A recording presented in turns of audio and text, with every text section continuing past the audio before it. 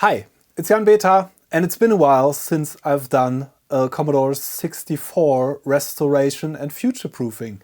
And I have this Commodore 64C, which is a short-board Commodore 64 here, that I'm going to do some future-proofing. That means preventative maintenance, changing all the capacitors, putting heatsinks in, and doing my usual work on these.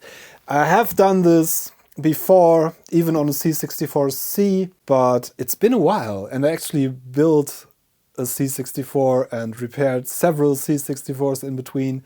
And I think future-proofing these to make them last longer is a goal that should be achieved by many people to make these machines last. So the first thing you want to do is to replace the power supply it came with an aftermarket one, because the ones that these came with are pretty dangerous if they age, because they have a voltage regulator that is driven to its limit and it's getting quite hot. And the moment that fails, basically, it can fail in a way that it gives the input voltage to the output, which is a higher voltage than the 5 volt it is supposed to deliver. And most of the ICs in these are actually directly connected to that voltage rail from the power supply, so they are very quickly going to die. First things that usually die are the RAM chips and some of the custom chips. Some of the logic chips can't take the overvoltage very well, so yeah, you're going to have a non-working system in no time if your power supply fails. There is a couple of very good aftermarket ones for sale.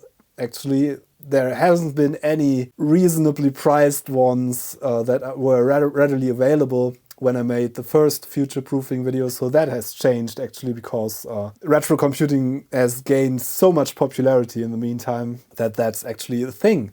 People producing new power supplies for the old Commodore 64s. And I recommend getting one of them. I'm going to put some in the video description. And I also made my own. I'm actually using the first one I made, which still works fine. I'm going to link my videos in the video description for your convenience if you want to make your own, if you have more of a DIY approach, as I do. Yeah, as you can see, the Commodore 64 works without any issues. I have bubbles started up here from my backbit cartridge. So I'm just going to open it up and do my future-proofing moves on it. Obviously. Disconnect everything, turn it over, and we have 3 screws here. The seal is already gone, so the warranty is not valid anymore, sadly. So then these are clipped in tiny bit on the sides here. I'm just using my fingernails here to finagle it loose. Yeah, and that's really something you want to be really careful with. That's nice and clean. It's very clean actually. So we are going to have to do some slight retrobrighting on the case parts and the keyboard, I think.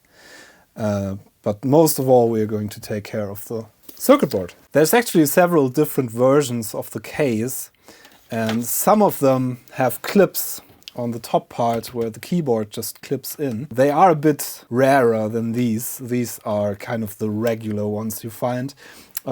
These have standoffs placed on the bottom case and above the PCB, which have the keyboard screwed in to them. You're going to see that in a second, after I remove the screws. Keyboard connector just comes off. So these are the standoffs I was speaking of, and there's screws around the perimeter. Yeah, just going to remove all the screws.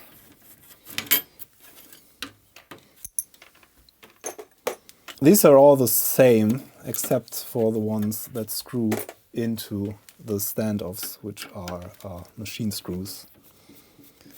And the other ones are like these cheapo plastic self-cutting plastic screws you find in all kinds of appliances and computers, consoles. So this should now come out. You have to slide it a bit sideways because the joystick ports are sitting in these indentations in the case. We are going to replace the capacitors and put some heat sinks on the chips. Let me take a couple of seconds to thank the sponsor for this video, PCBWay, my favorite prototype PCB manufacturer. They offer excellent quality PCBs for very reasonable prices and they have excellent service. They also offer populating SMT components on the boards for really reasonable prices and they are a friendly sponsor to deal with. So check them out. The link is in the video description. Back to the C64. As you can see, we have only one 1000 microfarad axial form factor capacitor. It's all about the electrolytic capacitors. These are capacitors too. They are ceramic capacitors, but they don't fail usually unless they are physically harmed, so I don't replace those. These basically last forever. These dry out with age and maybe sometimes leak electrolyte. They have like a liquid electrolyte in there and might leak. It's really unusual for C64s, although I have seen leaky capacitors in Commodore 64s, and these are like from the 80s or early 90s. Yeah, this is from 87 or thereabouts, according to the date codes. So late 87, early 88 was when this was sold, and the capacitors are from that era, so they are pretty old. The shelf life for capacitors is not that long, so I'm going to replace all of them.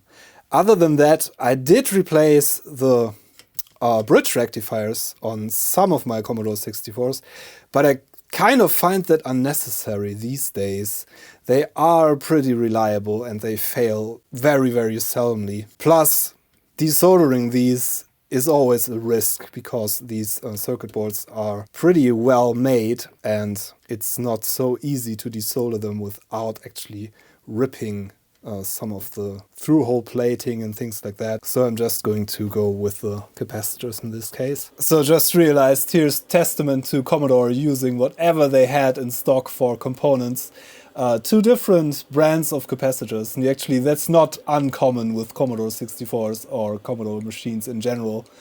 Yeah, that's what they did. They bought cheap components and used whatever they could get their hands on. I'm going to use some nice Panasonic FC series capacitors.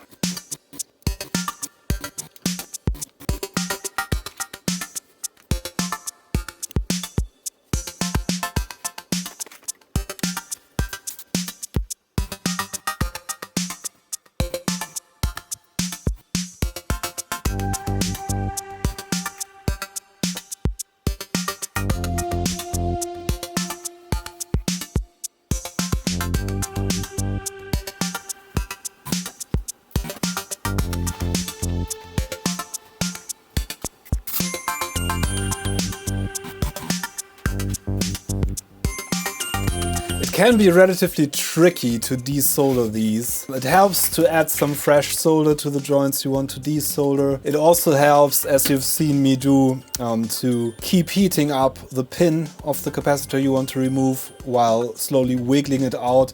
It's pretty easy to lift pads and traces on the top side of the board or on the bottom side. If you overheat stuff, you don't have to use force. If you desolder these correctly, they literally fall out.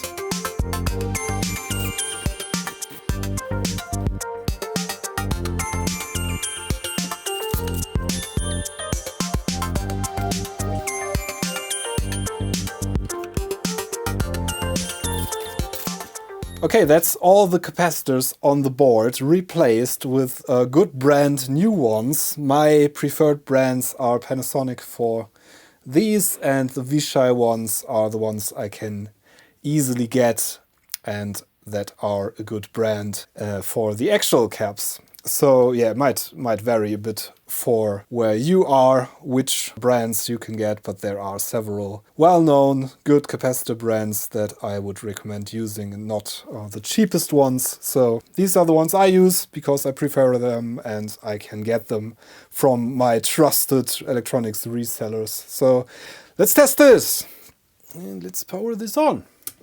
Let's see what it does. There we go. Yeah, it still works.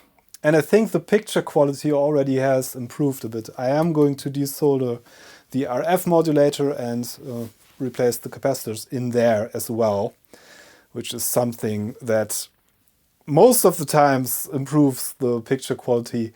There's also, for the older RF modulators, you probably want to circumvent the circuit in there because that degrades the picture quality. The newer revisions of the RF modulators are not that bad. These ones are fine, so you can leave that in there and just replace the capacitors, and the picture quality is going to be as good as it gets, basically. There are replacements for these. I'm not going to put one in here because I just want to refurb and future-proof this and keep it in stock state. So removing these metal cans, which of course dissipate a lot of heat away from where it's needed.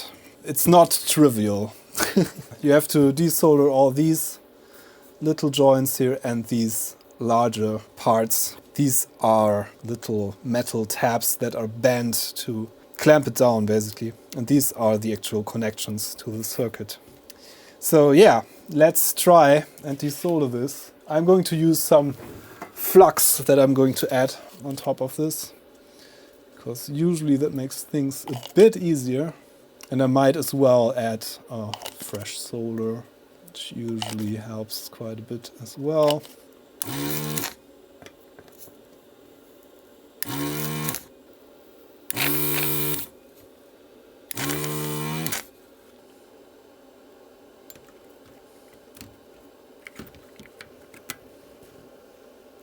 There we go.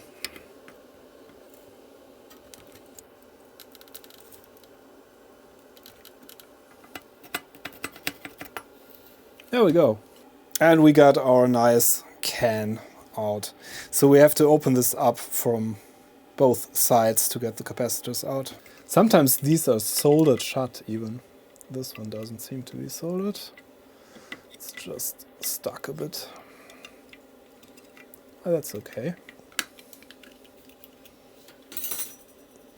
Oh, and that capacitor doesn't look that great.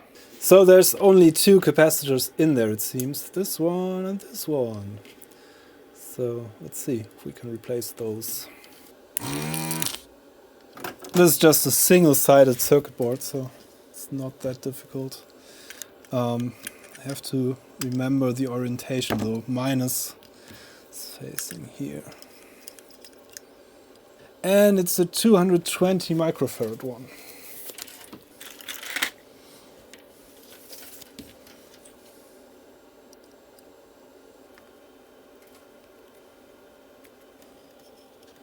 This should fit. Yeah, that's pretty nice. And as you can see, there are quite some surface mount components on this side of the board. Quite advanced for the 80s.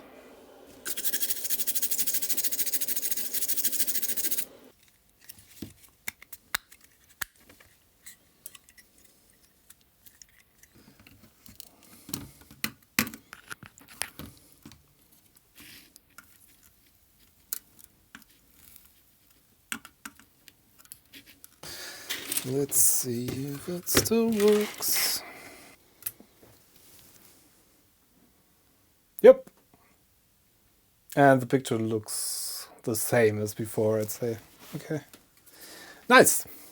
Now I'm going to add my crude overvoltage protection that I added to my future-proofed C64s in the past. Yeah, this is a very crude way of doing it and probably not the best way to do it, but it offers some basic kind of overvoltage protection on the 5-volt rail, which is, as I said, powering many of the ICs directly.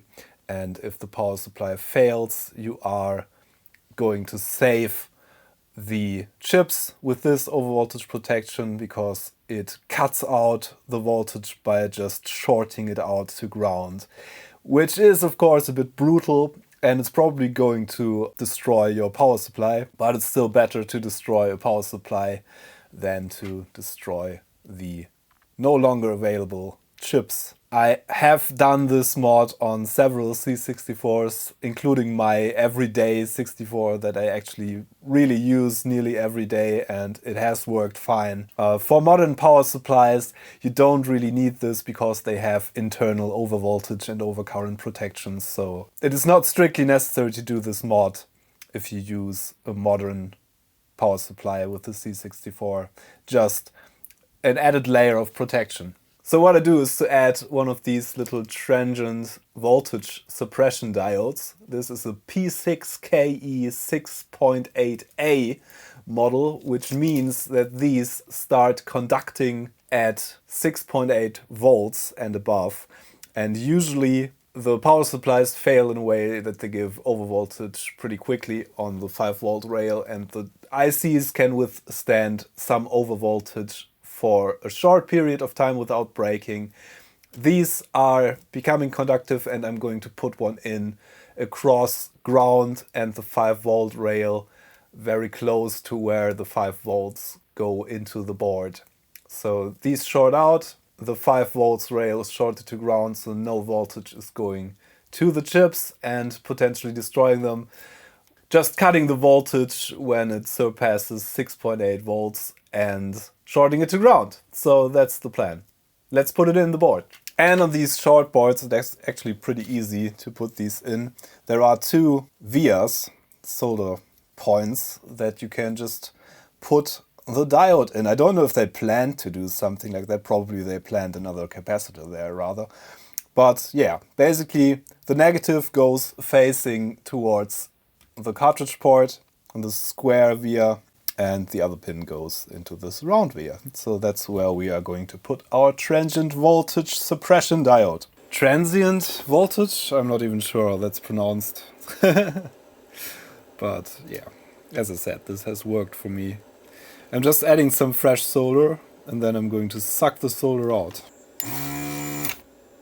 So the ring of the diode is facing towards here, the negative, towards the cartridge port.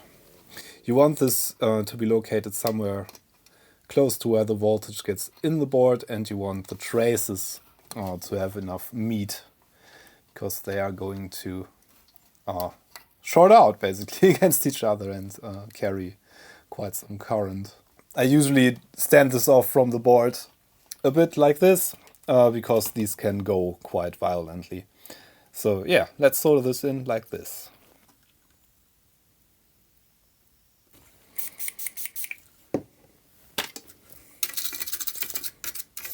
For my next trick, I am going to add some heatsinks to the chips that get warm, which mainly are the VIC2 graphics chip and the SID chip in these board revisions. I'm going to put one on here and on here, probably on the processor, and yeah, maybe, yeah, I guess that's it probably, because these 6526 CAA chips don't get very warm at all. I'm using a slightly different kind of heatsink because they work better really. I used to use little ones that have adhesive tape, heat conductive tape on the back, and I just stuck multiple ones on each chip, which isn't ideal because the heat is generated in the center of the chip where the die is, and yeah, basically the only one of those small heat sinks that was really worth putting on there was the center one, I guess. I'm going to put longer ones on there now.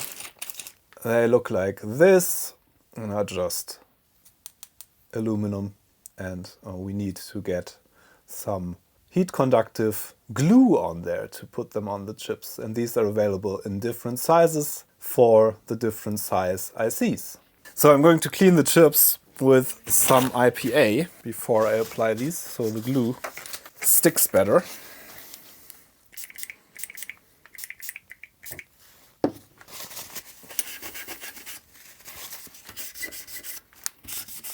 Do I want to put some on the CAAs? Yeah, I guess so. doesn't hurt.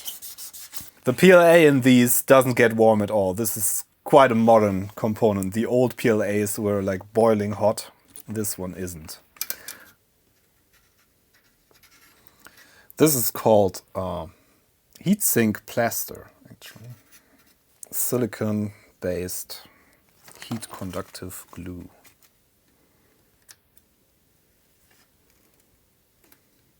And I found this to be quite reliable, actually. Yeah, I'm centering these a bit. And this just cures, and I found it to be really sturdy. And I think it's also going to last longer than the double-sided tape, probably. You don't want to throw around the machines you treat it like this, obviously. Too much, but yeah. This is going to work for quite a while. So I think that it concludes, apart from letting this settle, this concludes the work on the board itself. Let's take a look at the case. Yeah, so the case is slightly yellowed on the edges here. And I am going to do some retrobrighting on it. And I'm also going to take all the keys off the keyboard because they are quite yellowed. And I'm going to do some retrobrighting on these as well. I am going to use peroxide cream for the case and wrap it in cling wrap. And I'm going to use liquid peroxide for the keys, put them in this container. And then I'm going to use a UV full spectrum light, that is a grow light in my case, a plant light, to shine a light on these and help speed up the retrobrighting process, which usually works fine for me because, yeah, outside it's pretty dark. It's actually snowing. Yeah, I don't know if you can see the snow. It's pretty heftily snowy today, so there's not much sun. I think sun is to be preferred to any artificial light source, but we rarely get a lot of sun here in northern Germany, so I'm using my grow light for retrobrighting most of the times. Also, you want to use a keycap puller for these kinds of operations, and it's exactly what I'm going to do. And there are little springs under the keys that, of course, you want to keep. Just going to put the keys in here and the springs in here. The keyboard is exceptionally clean, actually.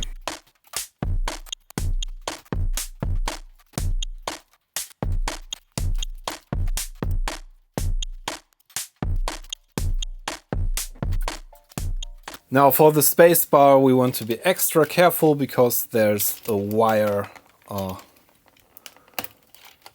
here. And also the spring is a different size, so we're going to take that somewhere else. I'm just going to take this off here. There we go. Okay, I'm going to take the metal bracket out of the spacebar. Have that with the springs. Yeah, the rest can stay in one piece, I guess. Now I'm going to go and briefly wash these in some soapy water. I'm going to do the same with the case, and then we're going to retrobright them. I'm also going to pop out the LED before I do that. Yeah, apart from slight yellowing, these case parts are in excellent condition. And you can even see this little post here, which is where the mold, where actually the plastic was forced into the mold. There's several of these. Most of them should be broken off, but this one survived. So here's how this is going to work. I'm using my 12% peroxide cream. Depends a bit where you live, which percentage of hydrogen peroxide solution you're going to be able to get. This is stuff for used to bleach hair from hairdressers' supplies. bought this on Amazon. I'm going to put links in the video description for whatever I can find. And I'm going to use liquid stuff with 12% for the keys. Now let's get retrobrighting. I'm using some cling wrap and coat it with this and coat the case parts with this very thin layer, and then we put some light on it and see where we get. This is just very regular cling wrap from my kitchen.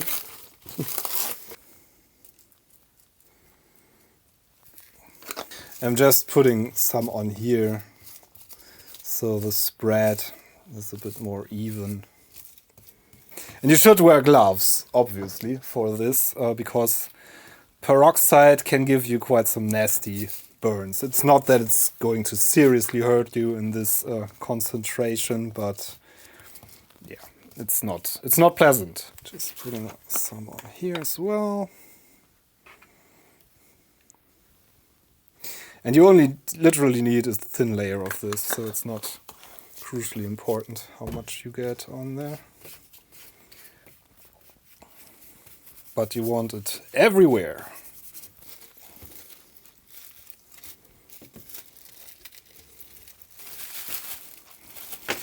And the cling wrap is just so that the peroxide cream doesn't evaporate too quickly. So we want this nicely covered, like so.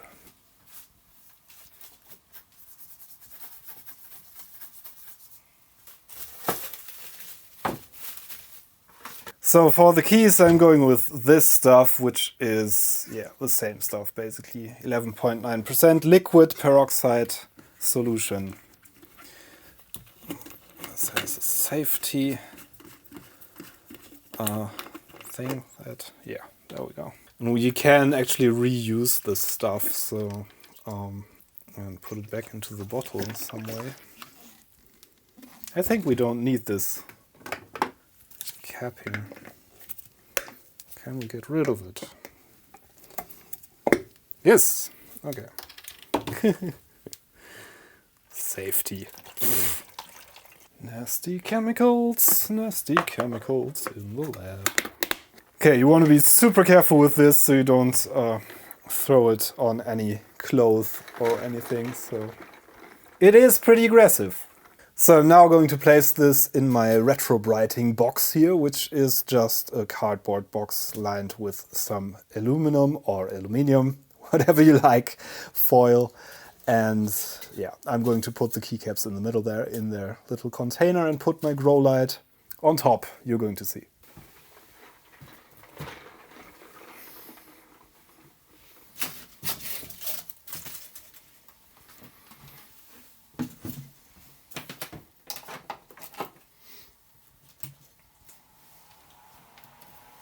Yeah, so now what I'm going to do is to set a timer for half an hour and go in every half an hour, massage the cream around slightly, and usually after a couple of hours, like 4, 5, 6 hours, we get results. This particular case is only slightly yellowed, so probably we are going to get results pretty quickly. And yeah, we're going to see. I'll keep you updated on this.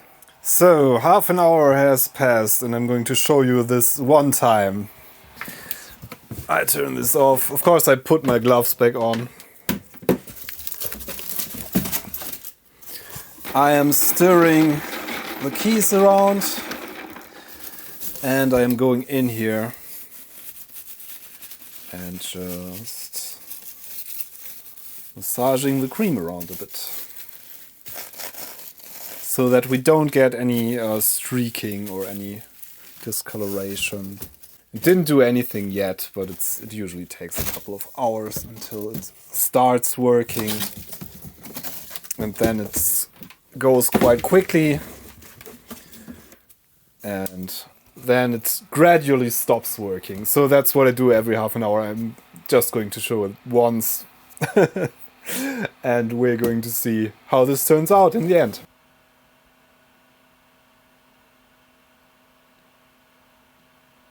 So while the retrobrighting is progressing, I'm just going to clean the keyboard assembly here with some alcohol, but it's really clean, so I don't have to take this apart. I'm just using alcohol because it's just going to evaporate after the fact and not give me any short circuits on the circuit board that's below this plastic. So it's been 6 hours in the big box, and I gave the keys 2 extra hours in this smaller box that's also insulated with bubble wrap. So we should be good probably in terms of retrobrighting. Then I'm just going to rinse everything, and that's going to be it for retrobrighting. I'm going to rinse everything and clean it up with some soapy water again, and then let it dry and reassemble it.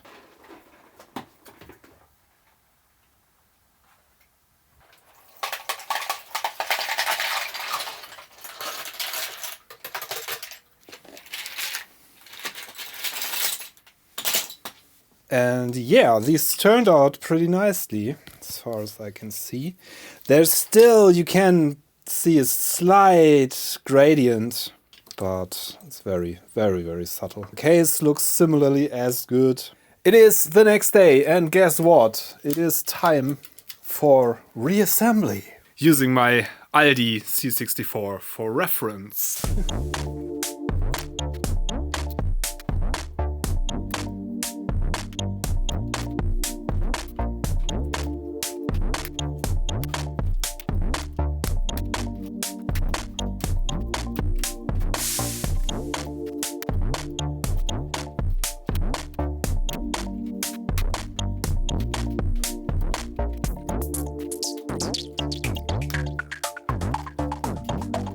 Yay, got it back together. And now to put everything in the case.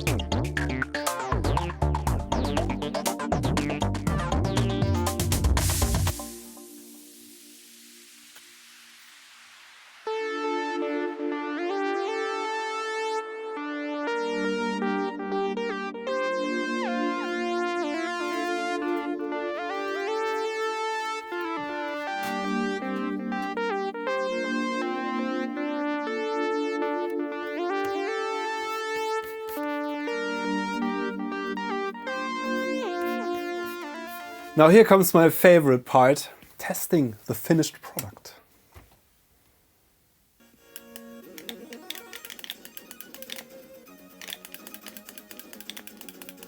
Yeah, I've tested this for a bit and it seems to be fully working Commodore 64, which is pretty nice, and it looks almost as good as new.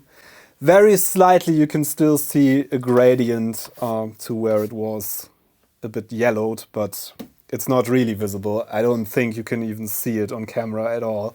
So yeah, I'm quite satisfied with how this turned out. I hope you got some hints to maybe do the same to your machines. As I said, not all of the steps are strictly necessary. I think the most important thing by far doing to your C64 these days is getting a replacement power supply, because the original ones are pretty dangerous. Yeah, that's it for this video. Thanks for watching. Thank you to everybody who supports me, and hope to see you again on this channel. I'm Jan Beta. Thanks for watching. See you next time. Bye.